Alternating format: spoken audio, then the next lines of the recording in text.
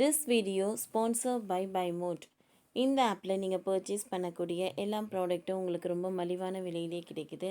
இதில் நிறைய offers and coupons provide பண்ணுறாங்க. ஸோ இதோட லிங்க் உங்களுக்கு டிஸ்கிரிப்ஷனில் கொடுக்குறேன். தேவைப்படுறவங்க யூஸ் பண்ணி பாருங்கள்.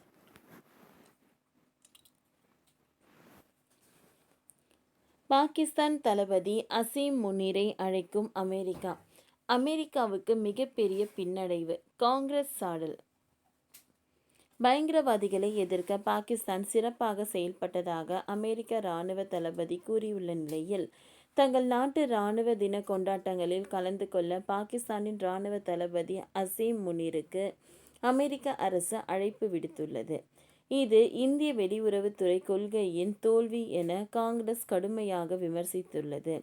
பல்காம் தாக்குதலுக்கு பாகிஸ்தான் அரசை இந்திய பிரதமர் நரேந்திர மோடி மிக கடுமையாக விமர்சித்து வருகிறார். ஆனால் மறுபுறம் பயங்கரவாதிகளை பாகிஸ்தான் சிறப்பாக கட்டுப்படுத்தி வருவதாக அமெரிக்கா புகழாரம் சூட்டியிருக்கிறது. மட்டுமல்லாது மிக முக்கிய நிகழ்ச்சிகளில் பங்கேற்க அழைப்பும் விடுக்கப்பட்டிருக்கிறது.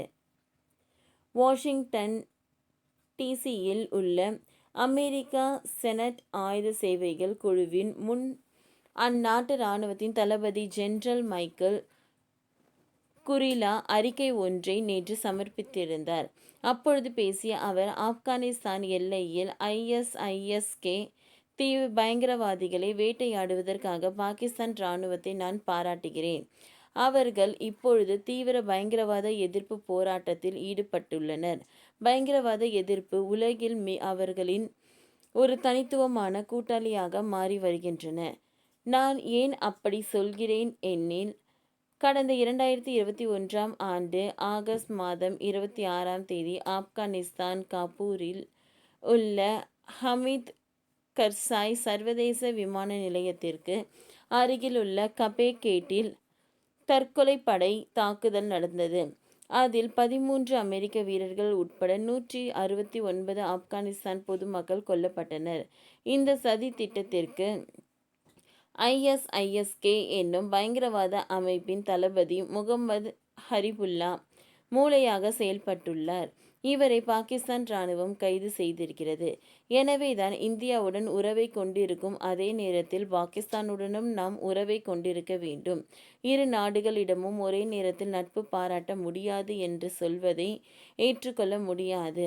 அந்த உறவின் நன்மைகளை நாம் அதிலுள்ள நேர்மையான அம்சங்களுக்காக பார்க்க வேண்டும் என்று கூறியுள்ளார். பாஜகவும் மத்திய அரசும் இங்கு பாகிஸ்தானை கடுமையாக விமர்சனம் செய்து கொண்டிருக்கும் நேரத்தில், அமெரிக்கா பாகிஸ்தான் பற்றி இப்படி பாசிட்டிவாக பேசியிருப்பது மத்திய அரசு வெளியுறவுத்துறை கொள்கையின் தோல்வி என காங்கிரஸ் விமர்சித்திருக்கிறது. பல்காம் தாக்குதலை கண்டிக்காமல் சைலண்ட் டோனில் கருத்து சொல்லி பயங்கரவாதத்தை ஆதரிக்கும் வகையில் பேசிய முனீரை அமெரிக்கா வரவேற்றிருக்கிறது. இது இந்தியாவின் வெளியுறவுத்துறை கொள்கையின் தோல்வி என்று காங்கிரஸ் மூத்த தலைவர் ஜெயராம் ரகேஷ் கூறியுள்ளார். ஓகே ஃப்ரெண்ட்ஸ், இந்த வீடியோ உங்களுக்கு யூஸ்ஃபுல்லாக இருந்ததுன்னா லைக் பண்ணுங்கள், ஷேர் பண்ணுங்கள், சப்ஸ்கிரைப் பண்ணுங்கள். தேங்க்யூ.